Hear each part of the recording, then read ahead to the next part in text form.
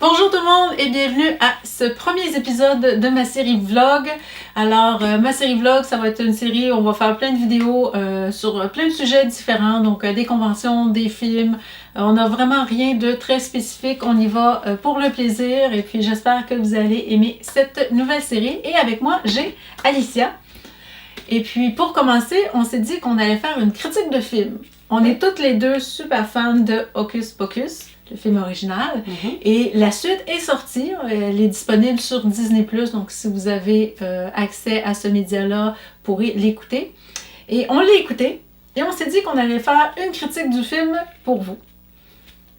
Pour savoir si c'est un bon film à écouter, si c'est une perte de temps, est-ce que c'est à quoi ce dont on s'attend pour les plus nostalgiques, pour les moins nostalgiques, quel public ça vise, est-ce qu'ils ont fait un bon travail ou pas. Donc on a décidé de diviser ça en 10 points pour faire un score sur 100 finalement à la fin. Donc Mélinda, parce qu'elle a une meilleure vue que moi, va pouvoir vous lire les 10 points.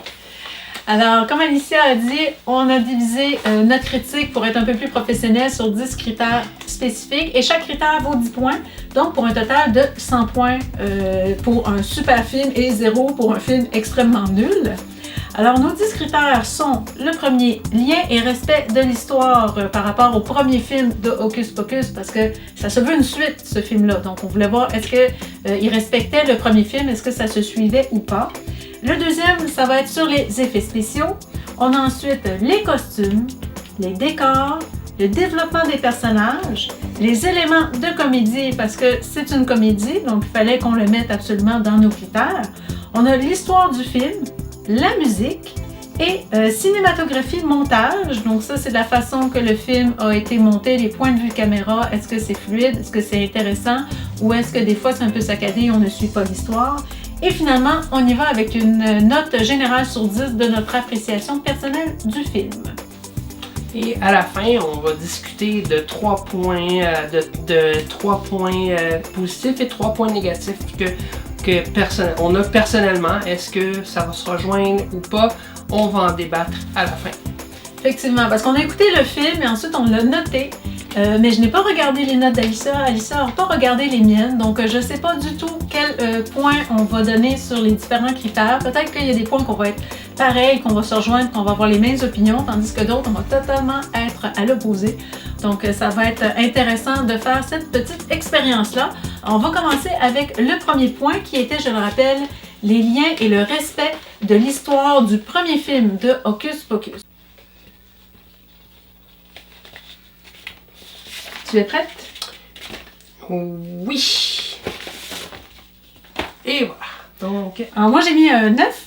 Moi j'ai mis un 5. Oh, ok. 9, moi j'ai dit qu'il y avait beaucoup d'explications par rapport au premier film, qu'on puisse voir le lien avec le deuxième, et aussi plein de easter eggs qu'on pouvait trouver tout au long du film. Je suis sûre que j'en ai manqué. Pour ces deux affaires-là, moi j'ai trouvé que ça méritait une bonne note. Moi, ben, j'y étais quand même avec beaucoup de clins d'œil. Les clins d'œil qui étaient quand même très très bien. J'aurais pu rajouter des explications, mais moi, une chose qui m'a vraiment rendu, qui m'a fait enlever des points, c'est le fait que dans tous ces développements-là, ben, on a aucune idée qu'est-ce qui s'est passé avec les 3 enfants originaux du premier film. Alors, on va continuer avec le deuxième qui est les effets spéciaux. Donc c'est sûr que si on compare le premier avec le deuxième film, il faut considérer qu'à l'époque, la façon que les effets spéciaux étaient faits, c'était pas du tout la même technique que ce qu'on fait aujourd'hui. Donc on a essayé de prendre ça en considération dans notre note sur 10.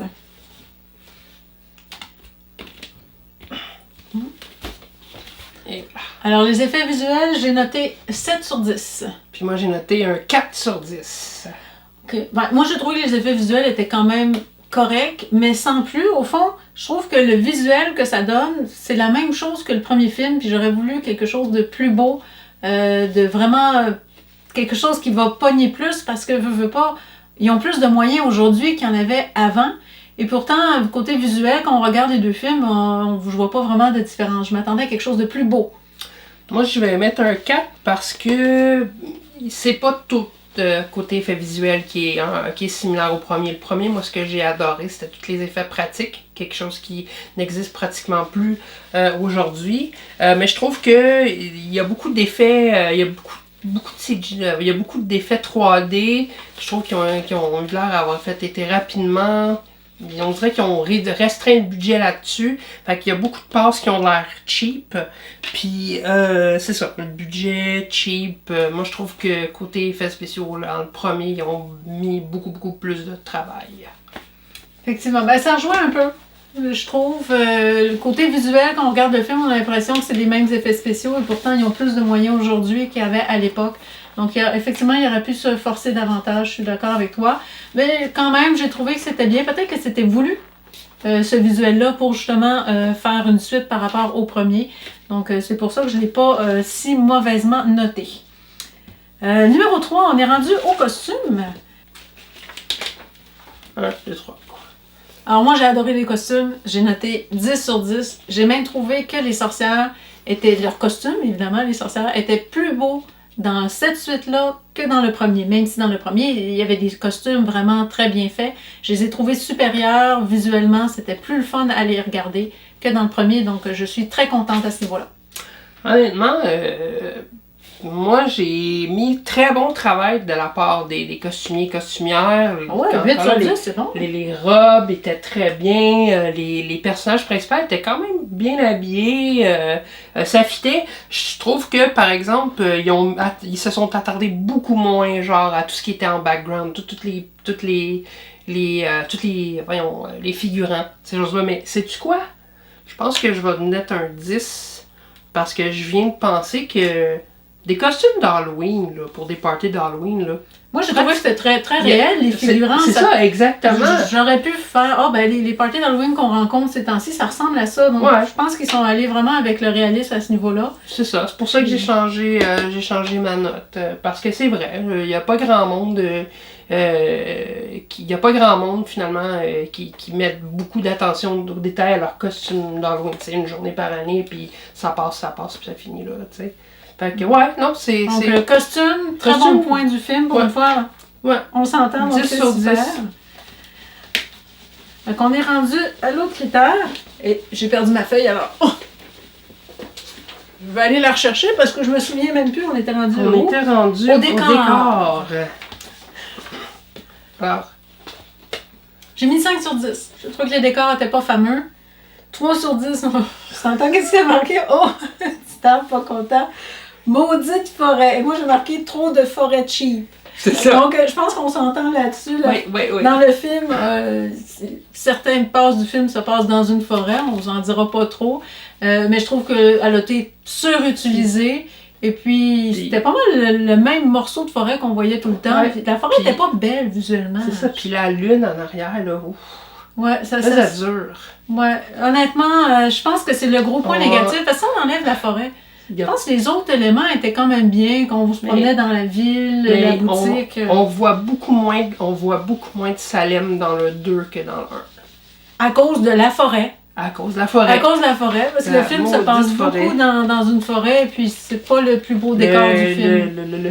Le cimetière, il ressemble même pas au cimetière du premier. Oh, c'est à peine si on l'a vu. Ben c'est ça. À cause de la forêt, ça passe trop de temps dans la forêt. Fait que ça, c'est un gros point négatif. Ça y a enlevé beaucoup pour ma note, puis je pense que toi aussi. Oh, oui. Donc, on s'entend là-dessus. On s'entend sur les costumes, sont géniaux, puis les décors, là, sont pas tant que ça. Là, c'est rendu le développement des personnages. Oui. 1, 2, 3, go! Alors, moi, j'ai trouvé qu'il y avait un bon développement de personnages. J'ai mis ça 9 sur 10. Moi, j'ai mis 5. OK. J'ai trouvé qu'il avait présenté la jeunesse des sœurs Sanderson, puis la jeunesse de Billy. Puis que c'était un élément que j'avais pas vraiment pensé qu'il aurait mis dans le film. J'ai été très surprise de ça. Je trouvais que ça expliquait beaucoup d'éléments que je me posais des questions quand j'avais écouté le premier film. Fait que j'ai trouvé ça génial. Mais tu vois, ces éléments-là, ça c'est mon 5. J'ai enlevé un 5 parce que je trouve que les 4 personnages principaux avaient beaucoup moins de présence puis beaucoup moins de développement que les 3 personnages principaux dans le premier. Pour moi, les personnages principaux, c'est les sorcières. Et pas les enfants. Autant dans le premier que Ben, dans le deuxième, mais Pour nous, oui, c'est... c'est pour ça que je les écoute. Moi, c'est Oui, pour les sorcières, donc Mais, je suis allée là-dessus. Mais je comprends. Si j'enlève ton point. principaux, ok, les enfants d'abord. Les enfants principaux, plus Gilbert. Là. Fait que tu as divisé le film en les anciens personnages et les nouveaux personnages, moitié-moitié. C'est Fait que le côté ancien personnage du premier qui reviennent, c'est ton 5 points. Oui. Mais les nouveaux personnages, tu as trouvé qu'ils n'étaient pas très bien développés. Je compare un petit peu la présence entre les nouveaux enfants et les anciens, les enfants originaux. Puis je trouve que... Le développement n'était pas aussi bon. Exactement. Ah, c'est valide, je comprends. Je ne chialerai pas trop sur ton point de vue là-dessus. Et que dire, le Gilbert? Oh, tu l'as pas aimé? Non. Je l'ai vraiment pas aimé. C'est... Pauvre Gilbert. Alors après le développement des personnages, on va être rendu aux éléments de comédie. Alors, go! 5 sur 10. Un 3. Ouf, je pense qu'on n'a pas aimé les éléments de comédie, ni l'un ni l'autre. Moi, j'ai dit que c'était du réchauffé. Ah. Les seuls éléments comiques qu'il y avait dans le film, c'était pas mal les mêmes éléments qu'on avait trouvés dans le premier qui revenaient.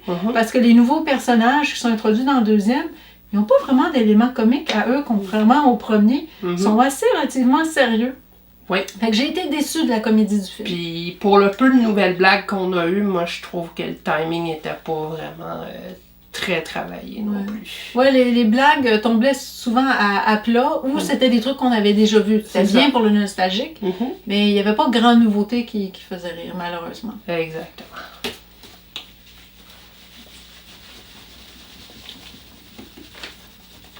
Alors après la comédie, on est rendu à l'histoire du film. Ah! T'as mis quoi? Moi j'ai mis un autre 3. 3? Ah ben moi j'ai préféré l'histoire, je l'ai mis 8. Mais j'ai marqué que c'était un film pour enfants. Donc je l'ai évalué comme un film pour enfants et non un film pour adultes parce qu'il n'y a pas énormément d'éléments pour les adultes, malheureusement. Donc, c'est pour ça que j'ai enlevé les 2 points. Seulement, les films pour enfants vont quand même mettre des éléments pour que les parents trouvent le film intéressant aussi. Ce qui manque dans celui-là. Mais pour les enfants, l'histoire est bien présentée. Ils vont être capables de suivre. Les éléments, ils vont aimer ça. C'est pas trop compliqué, mais c'est pas non plus aussi genre bébé lala. C'est comme juste parfait. Je trouve que c'est bon. Mais pour un film enfant. Moi, honnêtement, justement, le premier était aussi un film enfant, jeune ado. Mais il y avait plus d'éléments pour plus, les adultes, pour les parents dedans. Il y a ça, mais c'était quelque chose d'un petit peu plus nouveau à l'époque.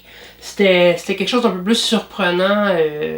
Tandis que je pense que dans le deuxième film, ils ont essayé trop de recapturer beaucoup d'éléments de l'histoire du premier, ce qui fait que justement il y a moins d'éléments nouveaux, c'est un peu plus prévisible. T'aurais voulu une histoire vraiment originale. C'est ça, un peu plus originale, sans quitter ce qu'il y a. Le lien avec le premier film est quelque chose d'un peu moins prévisible, d'un peu plus pas explosif, mais différent qu'à la fin, tu sais, on fait genre, hey, ça c'était vraiment un bon film. Il y a, comme on dit dans le jargon, il y a moins de bonnes passes. Ouais, c'est vrai que la trame de l'histoire générale ressemble pas mal au premier. Ouais. À ce niveau-là, je suis d'accord avec toi. Je pense que les enfants vont plus ou moins s'en rendre compte ou s'en préoccuper, mais l'adulte va peut-être justement remarquer le fait et trouver ça moins intéressant. Alors, après l'histoire du film, notre prochain critère, c'était la musique. Alors moi, j'ai adoré la musique. J'ai mis un 10 sur 10. Moi, j'ai mis un 7. Ah, pourquoi t'as pas mis 10 sur 10? Qu'est-ce que t'as moins aimé ou qu'est-ce qui a descendu ta note? Ok, la trame sonore du film est excellente. Tout ce qui est instrumental, excellent. La composition, la musique, fait beaucoup penser au premier film. Sauf que je trouve que il y a 2 éléments. Premièrement, j'aurais vraiment aimé ça revoir Sarah Jessica Parker qui rechante sa chanson classique du premier, qui me donnait tout le temps des frissons à l'époque, puis qui m'en donne encore aujourd'hui. Puis l'autre chose, c'est que pendant la reprise quand il rechante un sort pour la foule, je trouve qu'il y aurait pu un peu plus aller dans les cordes du premier film, où est-ce que c'était une chanson qui parlait d'un... Tu sais, c'était beaucoup plus il y avait beaucoup plus de mots qui s'apparentaient à la magie, ces choses-là. Tandis que l'autre, je sais pas, il aurait pu prendre une autre chanson comme... j'ai pas vraiment d'exemple, mais je trouve que la performance dans le deuxième sur scène était moindre que celle dans le premier. Ça t'a déçu un peu? Ça m'a déçu un petit peu. OK. Bon. T'avais des attentes assez élevées, mais ils n'ont pas été atteintes. Tes attentes sont restées comme sur ta fin. T'es resté sur ta fin là-dessus. Ouais. Moi, j'ai bien aimé. J'ai trouvé que oui, les chants, c'est pas les mêmes chansons qu'ils ont utilisées dans le premier. Puis moi, je suis contente de ça, qu'ils ont décidé de faire quelque chose de différent. Je pense que s'il aurait recréé exactement la même chanson que Sarah fait dans le premier film, qu'il l'aurait refait dans le deuxième, on l'entend quand même. Elle fait partie de la musique de background, donc la musique de background a plusieurs éléments, des easter eggs, il y en a même dans la musique, donc ça, j'ai trouvé ça bien. Je pense que ça aurait été trop du réchauffé. Déjà que les éléments comiques étaient des trucs qu'on voyait dans le premier, si en plus ils auraient refait les mêmes chansons, moi ça m'aurait déçu. Je suis contente, moi, qu'ils en ont pris des différentes. Puis j'ai aimé ça quand on voit des passes du film qui se passent dans l'ancienne époque versus l'époque moderne. La musique est clairement différente, elle met vraiment dans l'ambiance. Alors moi, je trouve que la personne qui s'est occupée de la trame musicale fait une très très bonne job, l'équipe qui s'occupait de ça. Comme l'équipe des costumiers, j'ai trouvé ça number one, mais la musique, j'ai adoré. Alors après la musique, on est rendu à notre avant-dernier critère qui est au fond la cinématographie. Ouais. Alors, ta note sur 10? 5. 5. Moi, j'ai mis un 7 pour la chorégraphie. Donc, tu l'as un peu moins aimé que moi, mais on dirait qu'on l'a plus ou moins apprécié. C'est quoi tes éléments que tu as notés? Moi, en fait, ce que j'ai écrit, c'est que ça passe, ça fait le travail, mais il n'y a rien à couper le souffle dans le découpage du film, dans les angles de caméra, dans les techniques utilisées. Il n'y a pas de scène qui nous a fait faire « Wow! Hey! » ça, tu sais. C'est... je sais pas, c'était... Moi, j'ai trouvé ça ordinaire. Je suis d'accord avec toi. J'ai d'ailleurs noté, c'était OK, mais qu'il n'y avait rien d'innovant. Par contre, j'ai mis 7 sur 10 parce qu'il y avait une scène, dans le film, il y a une scène de danse et j'ai trouvé que les points de vue de caméra avec les danseurs, j'ai vraiment aimé. Pour moi, c'est comme la meilleure scène du film, c'est ça. Puis c'est sûrement la scène que je vais me rappeler aussi de Hocus Pocus 2. Donc pour ça, ça l'a augmenté un petit peu. Mais ils n'ont rien essayé d'utiliser quelque chose de différent. C'est des trucs traditionnels de cinéma, ce qui est bien aussi. Mais tu sais, rien qu'on va se mémorer, faire « Ah oui, je me rappelle de telle passe », c'est un petit peu inaperçu à ce niveau-là pour le film, malheureusement. Ouais. Alors maintenant qu'on a tout fait ces notes-là, il va nous rester seulement un seul critère, qui est au fond notre appréciation personnelle. Donc une fois qu'on a écouté le film au complet de A à Z, à la fin du générique, on l'a noté sur 10, donc c'est plus pour savoir comment on s'est senti après l'écoute. Est-ce qu'on va réécouter le film, comment on l'a aimé en général.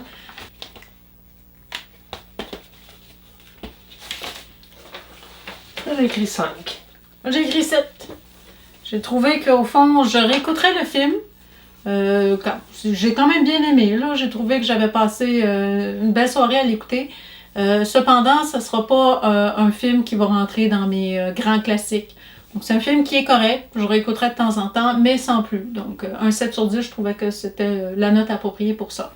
Moi, j'ai marqué que c'est pas terrible pour les nostalgiques du premier film comme moi. Le premier film, moi je l'écoute à peu près, moi je l'écoute à chaque Halloween, à chaque année, tellement je trouve que c'est quand même un très bon film qui a très bien vieilli, encore 30 ans plus tard. Le deuxième, comme tu dis, ce sera pas un très très bon classique. Moi je dis qu'il va probablement mal vieillir, mais je dois avouer que sur un point positif, c'est quand même une bonne écoute en famille, un soir avec les enfants. Il n'y a rien à dire, je veux dire, là-dessus, ça fait la job pour ça, mais pour autre chose. Donc, il y a pire, mais il y a mieux. C'est ça, exactement. Comme dans le Menteur avec Jim Carrey, où est-ce qu'il est dans l'ascenseur, puis il dit « j'ai connu mieux hein? ». Ouais, t'as connu mieux. C'est ça, j'ai connu mieux pour les films. J'ai connu mieux. En bout de ligne, si on fait le total, je tombe à 77 points sur 100. Et évidemment, Alicia, ton pointage va être pas mal moins élevé que le mien. Tu tombes à combien? Moi, ça a perdu 30 points, 47. Tu tombes à 47 sur 100? Oui. Tabarnouche, OK, bon, ben, méchante différence. Donc, de 47 à 77, effectivement, on a 30 points de différence. Moi, je vous dis, si vous êtes un grand fan du premier, puis qu'il y a l'effet nostalgique, mais il n'est pas très, très là, donc peut-être que vous allez plus être comme Alicia, déçu. Si vous êtes un parent, vous voulez le faire écouter à vos enfants, vous êtes plus ou moins un grand fan du premier, vous l'avez aimé, je pense que vous allez aimer le deuxième, vous allez passer un bon moment en famille, donc moi, je vous conseille de l'écouter. Et avant de vous quitter, on va finir sur nos 3 points positifs et 3 points négatifs qu'on a retenus du film.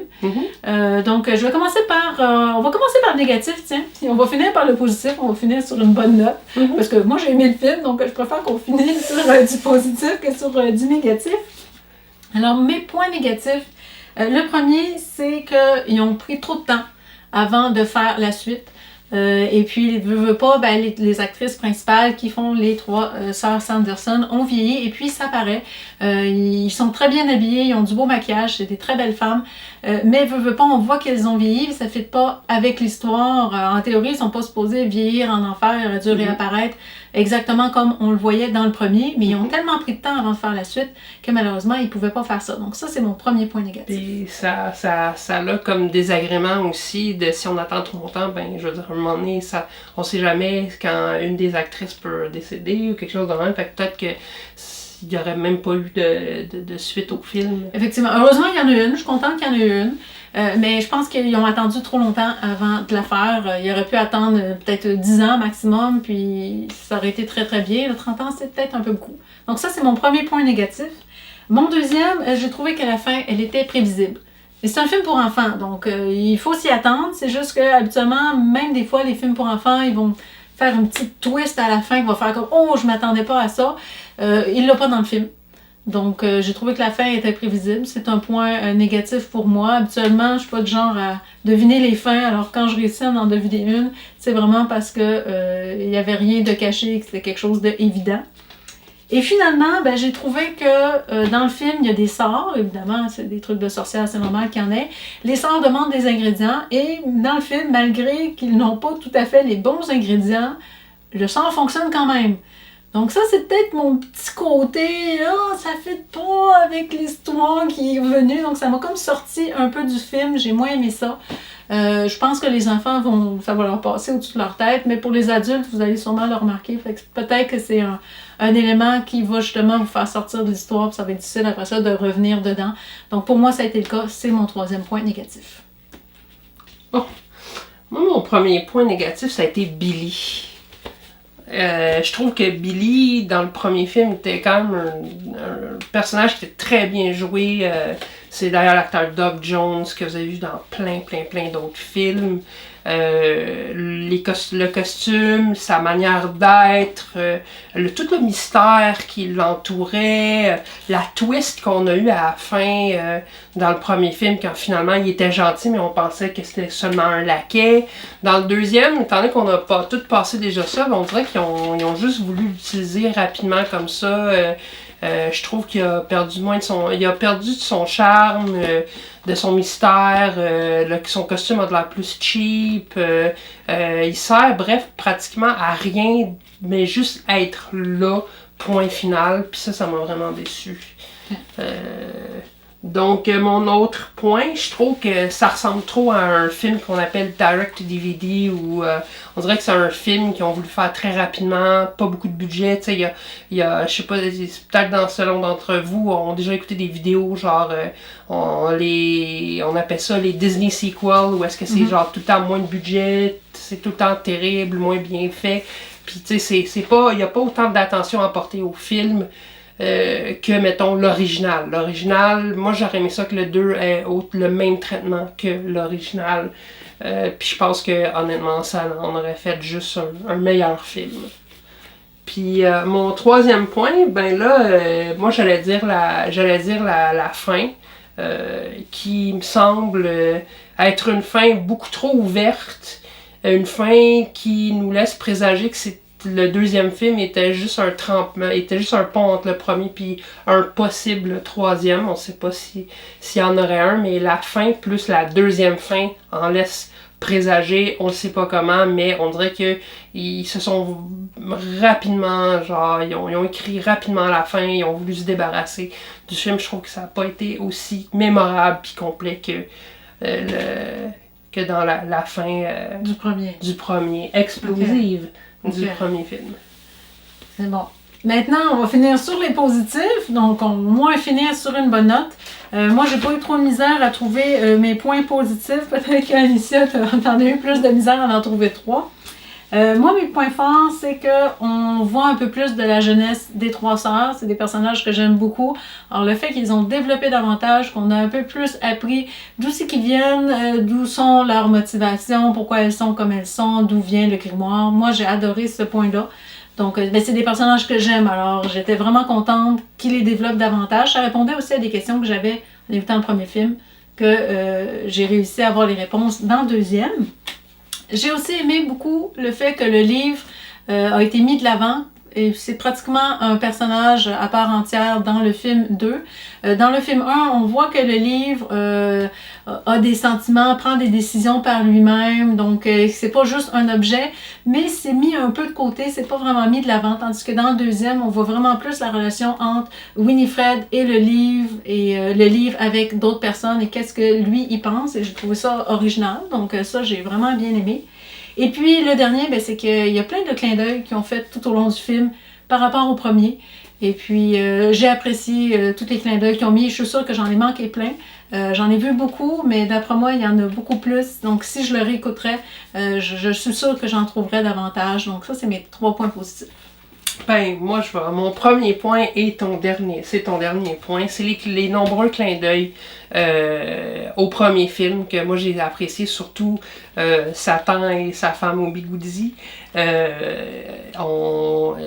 pense que ça a été ce qu'on appelle un easter egg, un clin d'œil en fait préféré dans le film. Mais certaines petites choses que si on porte attention ou si on fait une deuxième écoute et on porte attention à ce qui se passe en arrière, on en trouve quand même assez. Donc je trouve que ça établit un très bon lien dans l'univers de Hocus Pocus. Fait qu'au moins ça c'est bien. Encore là, je dois ressouligner les costumes en général parce que je trouve qu'il y a eu beaucoup d'efforts là-dedans. C'était vraiment bien, il y avait une twist. Puis même les costumes d'époque étaient quand même très très bien comme dans le premier. Donc ça au moins, ils ont mis de l'effort là-dedans puis je trouve que ça embellit le film. Puis encore là, je dois dire aussi la bande sonore du film, tout ce qui est orchestré était vraiment une très bonne écoute. Si je pourrais, je pense que je réécouterais juste la trame du film. Même si, bon, comme j'ai dit, la performance sur scène, c'était pas ce que j'avais préféré, mais le restant, les compositeurs ont fait un excellent travail. Alors sur ce, j'espère que vous avez aimé la vidéo et que ça vous en a donné un peu plus d'informations par rapport au film Hocus Pocus 2. Donc moi je vous conseille personnellement de l'écouter, que vous soyez un fan du premier ou non, que vous l'écoutiez en famille ou non. Je pense que vous allez passer quand même un bon moment avec le film. Et je pense qu'Alicia aussi, tu le conseilles quand même aux gens de l'écouter. Ben moi je le conseille au moins 2 écoutes. Puis moi c'est sûr je vais le réécouter dans sa bande sonore originale parce que nous on l'avait écouté en français pour le vidéo, mais c'est pas un mauvais film, mais c'est pas un film extraordinaire non plus. Mais tu sais, si vous voulez avoir toutes ces pièces, toutes les informations, les bribes d'informations qui vous manquaient, comme Melinda l'a dit, il y a beaucoup de ces questions qui ont été, par rapport au premier film, qui ont été répondues au deuxième. Fait que je trouve que ça, puis pour les clins d'œil, au moins ça vaut bien minimum 2 écoutes, en famille ou non. Mais au moins, je vous le conseille quand même. Donc écoutez-le, mais mettez pas vos attentes extrêmement élevées parce qu'il y a des risques que vous soyez déçus parce que veut pas. On le trouve quand même moins bon que le premier. Le premier reste vraiment quelque chose de cher à notre cœur. Donc si vous mettez des attentes trop hautes, vous allez être déçus. Mais si vous voulez l'écouter en sachant justement que c'est une bonne suite, mais pas aussi bonne que le premier. Je pense que vous allez l'apprécier. Alors, bon visionnement à tous et à toutes qui vont écouter le film. Et je vous remercie d'avoir écouté cette vidéo-là. Et on se retrouve à la prochaine pour une autre vidéo de vlog. Joyeux Halloween! Joyeux Halloween!